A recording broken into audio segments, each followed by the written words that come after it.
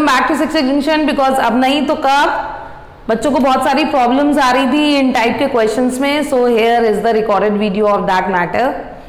तो यहाँ क्वेश्चन में हमें गिवन है, देखो ये जो क्वेश्चंस होते हैं इतने लंबे लंबे दिखने में, बस इसमें एक चीज की जरूरत पड़ेगी, वो है patience. If you have patience you can solve all the questions regarding this, क्योंकि ये मतलब जो सॉल्व करोगे आप इसको थोड़ा लेंथी हो जाता है बस, और कुछ भी नहीं। देखो रूट्स हमें गिवन है इस इक्वेशन के इक्वल है और आपको ये चीज प्रूव करनी है। ऑलरेडी हमने पढ़ रखा है कि अगर रूट्स इक्वल हो then d is equal to 0, d is the discriminant.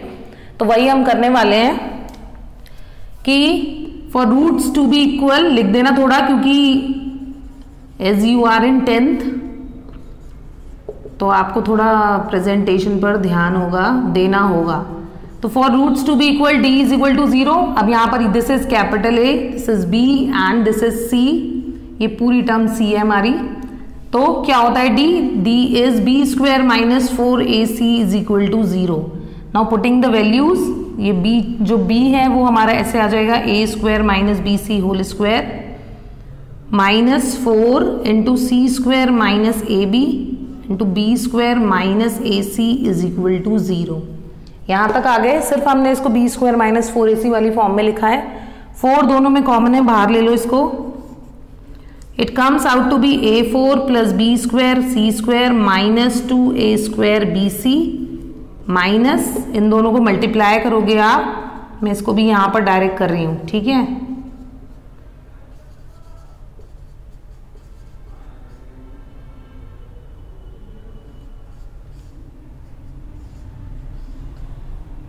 Clear हो गया, 4 हट जाएगा यहां से।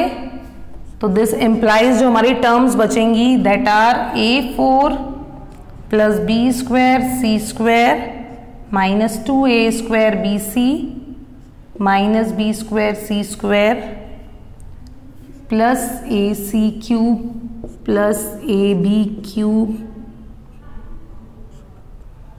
Minus a square bc is equal to 0। यहां तक आ गए, सिंपल मल्टीप्लाई करिए और फिर ओपन कर दिया, दिस विल कैंसिल आउट। और जो देखो टर्म्स बच रही हैं, अगर हम उसको देखें तो हमारे पास टर्म बच रही है a4 plus ab cube plus ac cube minus 2n minus 1 is minus 3a square bc is equal to 0। अगर इस टर्म को ध्यान से देखोगे then we are getting a as common, तो दिस इंप्लाइज a हमने कॉमन ले लिया और हमारी टर्म्स बचेंगी a cube plus b cube plus c cube minus 3abc is equal to 0। तो जब दो टर्म्स का प्रोडक्ट 0 हो तो दैट मीन्स कि कोई एक टर्म हमारी 0 होगी। तो फ्रॉम दैट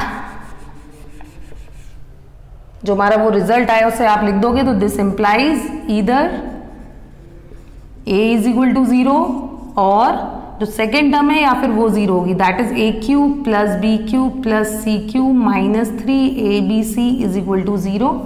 जो सेकेंड रिलेशन है अकॉर्डिंग टू प्रूफ अगर हम उसको देखें तो उसको बस 3abc को हमें राइट हैंड साइड ले जाना है।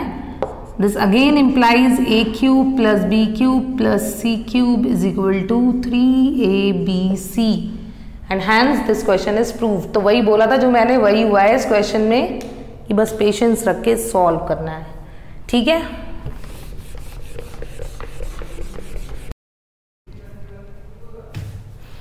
Now moving on to the next question. जो हमारा नेक्स्ट क्वेश्चन है दैट इज कि अगर हमें एक इक्वेशन गिवन है, फिर से equation is 1 plus m square इंटू एक्स स्क्वायर प्लस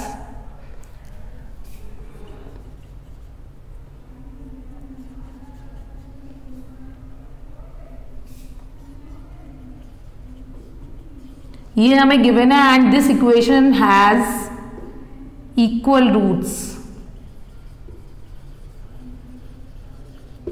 ठीक। तो हमें प्रूफ क्या करना है, वी हैव टू प्रूव कि c square is equal to a square 1 plus m square, you have to prove that. Clear हो गया क्वेश्चन। इस इक्वेशन में भी इक्वल रूट्स हैं, you have to prove this relation. Again वही करने वाले हैं, this is a, this is b and this is c। Equal roots के लिए d is equal to 0, this implies b square minus 4ac is equal to 0। Capital AC.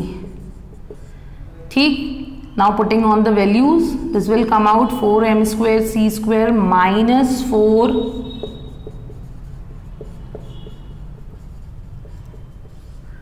ठीक, इसको multiply कर देंगे हम,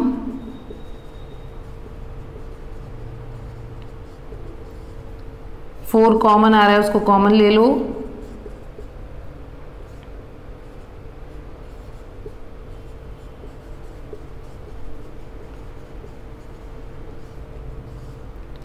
तो ये वाली टर्म हमारी इक्वल टू 0 होगी और इसमें जो कैंसिल आउट हो रहा है हम उसको भी कर देंगे हाथ के हाथ।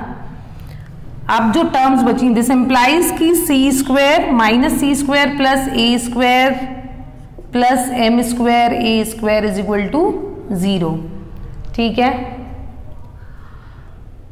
Arranging it you will get C square is equal to A square plus M square A square, A square common आ जाएगा and here is the proof of that part जो हमें चाहिए था। ठीक है, अब हम जो डिस्कस करने वाले हैं that is the most important.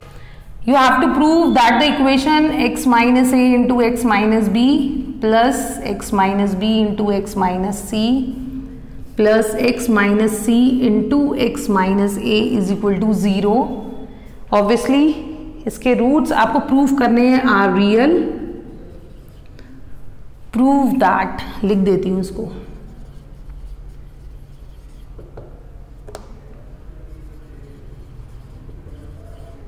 Roots of this are real but they are equal only when a is equal to B is equal to C. मतलब हमें एक तो ये प्रूफ करना है कि इस इक्वेशन के रूट्स रियल होंगे और ये भी प्रूफ करना है कि ये इक्वल रूट्स तभी होंगे जब ये कंडीशन फुलफिल होगी।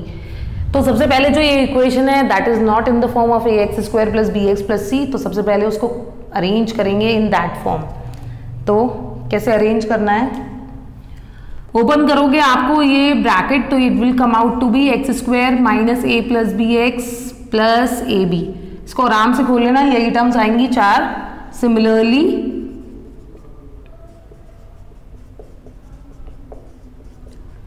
सेकेंड टर्म ये वाली जो है वो ऐसे आएगी ओपन होने के बाद and obviously the third term is,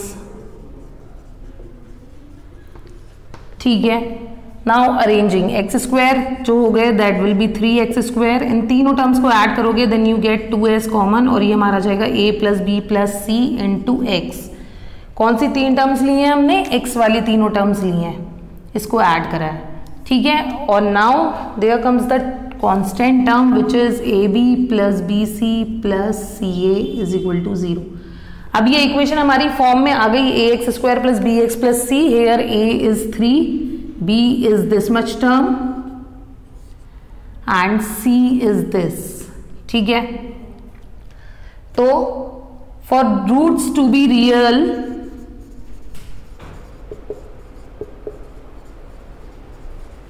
d कैसा होना चाहिए, ग्रेटर देन इक्वल टू 0। ठीक है, अब हम इसमें वैल्यू लगाएंगे तो हमारा आ जाएगा 4 into a plus B plus c whole square minus 12 a b plus b c plus c a is equal to 0। ठीक है, 4 कॉमन आ जाएगा,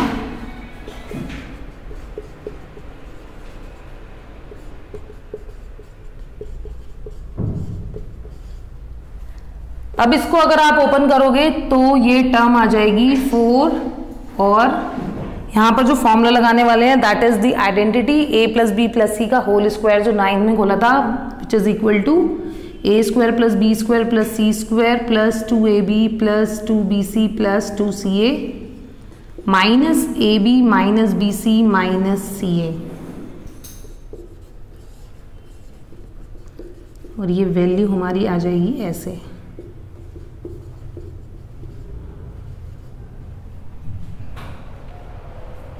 सॉरी, यहाँ पर 3 आएगा।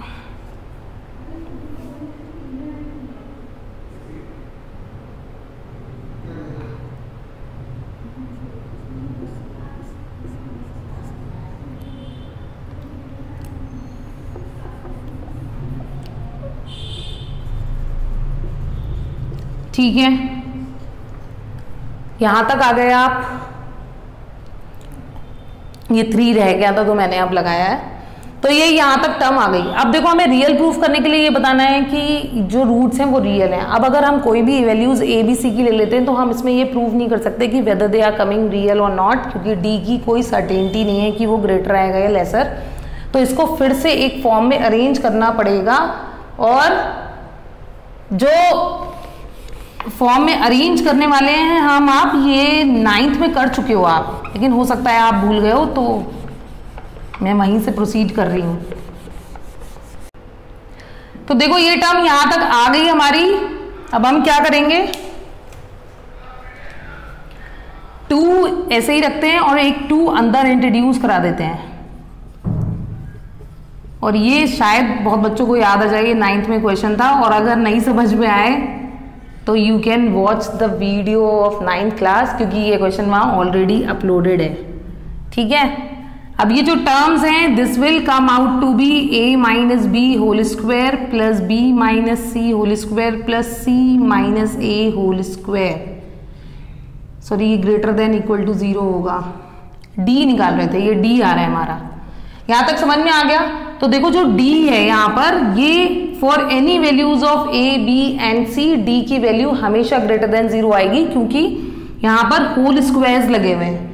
जैसे कि एक एग्जाम्पल और ले लेती हूँ, जैसे a इज इक्वल टू 5 ले लो, b is equal to 6, then अगर आप a माइनस बी करोगे then it comes out to be -1। लेकिन जब आप इसका स्क्वायर करोगे तो ये क्या हो जाएगा, ये हो जाएगा +1 विच इज पॉजिटिव। तो कोई भी टर्म आए, चाहे नेगेटिव आए चाहे कैसी भी टर्म्स आए, लेकिन जब आप उनका स्क्वायर करोगे it will turn out to be positive. तो जो d है यहाँ पर, that is coming real for any values of a b and c। तो आप लिख दोगे since a minus b whole square, b minus c whole square and c minus a whole square will be positive for any values of a, b and c, therefore d is greater than 0। यानी कि this proves की root जो होंगे that are real. ठीक, पहला part हो गया। दूसरा बोल रहा है कि they are equal only when a is equal to b is equal to c। That means कि अगर रूट्स इक्वल तभी होंगे जब ये a is equal to b is equal to c होगा। अब देखो वो कैसे होगा, हमको पता है कि रूट्स इक्वल कब होते हैं, when d is equal to 0। तो जो d की वैल्यू आ रही है उसको हम यहाँ पर 0 के इक्वल लगा देंगे। यहाँ पर लिख दोगे आप फॉर इक्वल रूट्स d कैसा होना चाहिए, 0। तो दिस इंप्लाइज कि जो ये हमारी d आ रही है ये 0 होना चाहिए। तो जो हमारी टर्म्स हैं वो आ रही है a minus b square, b minus C square plus c minus a square, ये किसके इक्वल होनी चाहिए, 0 के इक्वल। अब देखो अभी हमने पहले पढ़ा था रियल में ही कि ये तीनों हमारे जो ब्रैकेट्स हैं दैट आर पॉजिटिव, और 3 पॉजिटिव टर्म्स का सम 0 नहीं आ सकता। ठीक है, वो कब आएगा, वो तब 0 आएगा 0 जब ये इंडिविजुअली तीनों जो ब्रैकेट की टर्म्स हैं वो 0 हो। दिस मीन्स कि ये भी 0 हो, ये भी, एंड दिस वन ऑल्सो। समझ में आ गया। और ये कैसे होगा, ये तब होगा कि दिस, ऐसे लिख दोगे आप कि this condition is only possible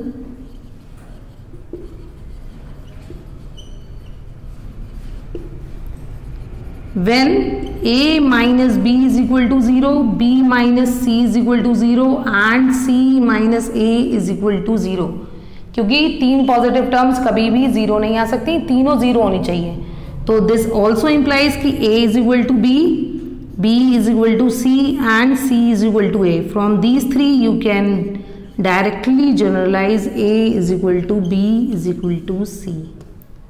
So this is the proof of this question. I hope you all get the info which I want to deliver through this video. Till then, take care. Bye bye.